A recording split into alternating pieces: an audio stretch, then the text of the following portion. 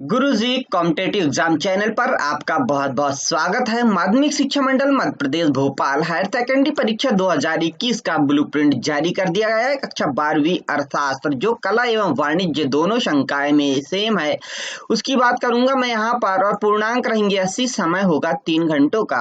यहाँ पर इकाई वार विषय वस्तु, इकाई पर आवंटित अंक और 1, 2, 3 और 4 अंक के कितने क्वेश्चन यहाँ पूछे जाएंगे उनकी बात करूंगा। पूरा डिटेल बताऊंगा। यदि आप पहली बार हमारे चैनल पर आए तो हमारे चैनल को सब्सक्राइब करना ना भूलें। लीजिए, सबसे पहले मैं बात करूंगा इकाई की। यहाँ पर भाग 1 में आपने देखा है व्यष्टि अर्थशास्त्र एक परिचय सामान्य अर्थव्यवस्था के रूप में।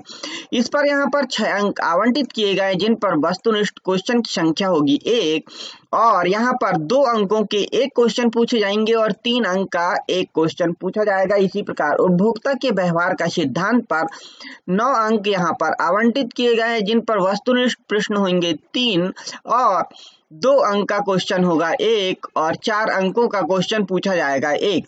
इसी प्रकार उत्पादन तथा लागत पर 8 अंक आवंटित किए गए जिन पर 4 विकल्प पूछे जाएंगे और 4 अंकों का 1 क्वेश्चन यहाँ से पूछा जाएगा। तो यह इसलिए आपको बताया जा रहा क्योंकि आपको तैयारी भी इसी प्रकार से करना है। जैसे इकाई 4 की बात करूं मैं तो पूर्ण प्रतिस्पर्धा की स्थिति में फर्म का सिद्धांत, यहाँ पर 7 अंक के क्वेश्चन आपसे पूछे जाएंगे जिनमें वस्तुनिष्ठ क्वेश्चन यानी वस्तुनिष्ठ की तैयारी 2 अंकों की करनी है और 2 अंक का यानी 30 शब्दों में उत्तर देने वाले क्वेश्चन की संख्या हो जाएगी 1 और लगभग 50 शब्दों में उत्तर देने वाले क्वेश्चन की संख्या हो जाएगी 1, यानी 3 अंक का 1 और 2 अंक का क्वेश्चन होगा 1। इसी प्रकार बाजार संतुलन की बात करते हैं। यहाँ पर 5 अंक आवंटित किए गए जिन पर 3 विकल्प पूछे जाएंगे आपसे और 1 अंकों का 1 क्वेश्चन पूछा जाएगा, यानी 2 अंक का 1 क्वेश्चन हो जाएगा। प्रतिस्पर्धा रहित बाजार की बात करें तो यहाँ पर 5 अंक आवंटित है जिन पर 3 विकल्प पूछे जाएंगे आपसे और 2 अंक का 1 क्वेश्चन पूछा जाएगा। भाग 2 जो है हमारा समष्टि अर्थशास्त्र एक परिचय, इस पर देखिए आप, यानी 2 भागों में हमारी बुक बटी हुई है जिस पे दूसरा भाग जो है उस पर मैं बात करूंगा यहाँ पे। और यहाँ पर 4 अंक आवंटित किए गए हैं जिन पर 2 विकल्प पूछे जाएंगे और 2 अंकों का 1 क्वेश्चन होगा।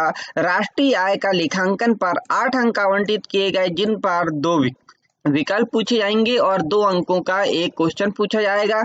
मुद्रा और बैंकिंग की बात करूं तो 8 अंक आवंटित है जिन पर 2 विकल्प होंगे और 2 अंक का 1 क्वेश्चन होगा और 4 अंक का 1 क्वेश्चन होगा।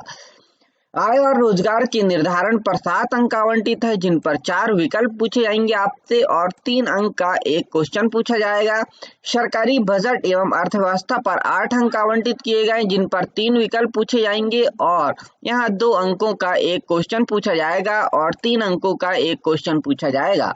खुली अर्थव्यवस्था समष्टि अर्थशास्त्र में कुल 5 अंक आवंटित किए गए इकाई 12 पर, जहां पर 3 विकल्प पूछे जाएंगे और 2 अंकों का 1 क्वेश्चन होगा। इस प्रकार कुल 80 अंकों का यहाँ पर पेपर आपसे लिया जाएगा जो होगा 23 प्रश्नों के रूप में, यानी कुल 23 प्रश्न होंगे और समय होगा 3 घंटों का। यहाँ पर आपको शब्द सीमा बताना चाहूंगा कि लघु उत्तरी जो क्वेश्चन पूछे जाएंगे 2 अंक वाले वो 30 शब्दों में आपको जवाब देना होगा।